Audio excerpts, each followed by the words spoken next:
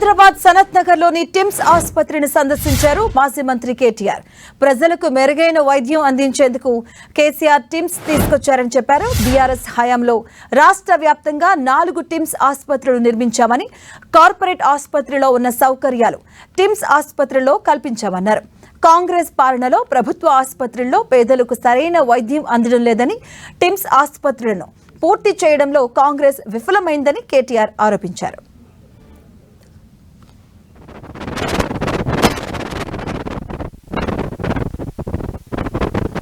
పేదలకు సంబంధించిన వైద్యాన్ని అంతే ప్రాముఖ్యత ఇచ్చి, అంతే ప్రాధాన్యత ఇచ్చి కేసీఆర్ గారు మనసు పెట్టి డిజైన్ లో నిమగ్నమైనారు. కాబట్టి 4 వైపులా ఇవాళ హైదరాబాద్ కి ఇలాంటి 4000 పడకల ఆసుపత్రులు వస్తా ఉన్నాయి టిమ్స్ రూపంలో.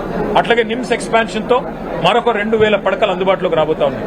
మేము ప్రభుత్వాన్ని కోరుతున్నా, బేసిజానికి పోకండి.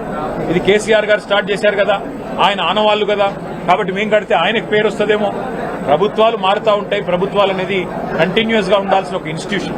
కాబట్టి దయచేసి బేసిజానికి పోకుండా సనత్ నగర్ కానీ, అల్వాల్ టిమ్స్ కానీ, ఎల్బీ నగర్ కానీ, అట్లాగే ఎంజీఎం వరంగల్ కానీ, అట్లాగే నిమ్స్ ఎక్స్పాన్షన్ కానీ, టిమ్స్ గచ్చిబౌలి కానీ వీటిని సత్వరమే పూర్తి చేసి అందుబాటులోకి తెండి పేద ప్రజలకి మరి అవకాశం ఉండే విధంగా వారు మరి కొంత చొరవ తీసుకోవాలని చెప్పి కూడా నేను ప్రభుత్వాన్ని కోరుతా ఉన్నాను.